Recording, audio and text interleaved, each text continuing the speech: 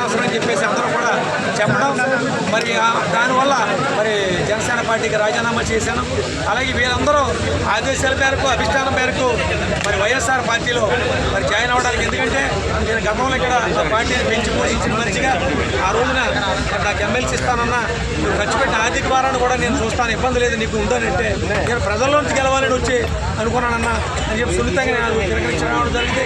లేదంటే ఈవేళ నేను ఏదో నియోజకవర్గంలో మరి ఎమ్మెల్సీగా ఆ రోజున ఎమ్మెల్సీగా ఉండుంటే ఇలా మరి తమ్ముడు మా అన్నగారు వేణుగారు ఇంకా ఎవరో లేక రెండోసారి కూడా రేపు నేను కూడా ఆయన మంచి మనసు ఉన్న నాయకుడి కనుక నన్ను కూడా మంచిగా చేసేవాడు. మరి రేపు నిజంగా ఇవాళ ఎక్కడ చోట పోటీలో ఉండేవాడిని.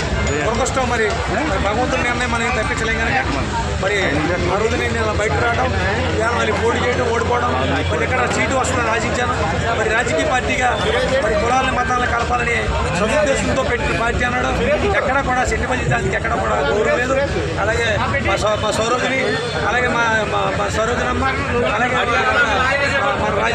మన కాకినాడ సరోజిని గారికి కానీ ఇక్కడ నాకు కానీ ఉన్న నాయకుల్లో బాగా కష్టపడి తిరిగేవాళ్ళం మేము.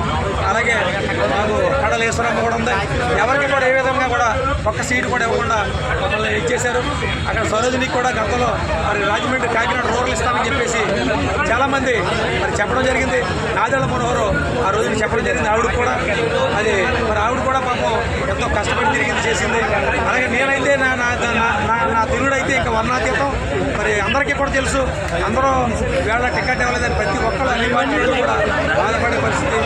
అలాగే ఈ పార్టీకి రాజీనామా చేయడం, రేపు జగన్ గారి సమక్షంలో మరి వైఎస్ఆర్ పార్టీలో ఆయన బస్సు యాత్ర ఎక్కడ అక్కడ జాయిన్ అవ్వడానికి నిర్ణయించుకున్నాను కనుక మీ అందరి సలహా దేవాలయం, మీ అందరి ఆశీర్వాదం, అలాగే తమ్ముడు మన సతీష్ విజయానికి, అలాగే కోనసీమలో ఉన్న మరి అన్ని నియోజకవర్గాలు పార్టీ ఆదేశిస్తే నేను ఎక్కడైనా సరే నా అభ్యర్థులు ఎక్కడైతే వైఎస్ఆర్ పార్టీ గెలుపుకి నేను పార్టీ ఆదేశాల మేరకు పనిచేయడానికి నేను నిర్ణయించుకున్నాను. రేపు జాయిన్ అయ్యే ఈ జాయిన్కి మీ అందరూ సల్లం దేవుళ్ళు ఉండాలని చెప్పేసి పేరు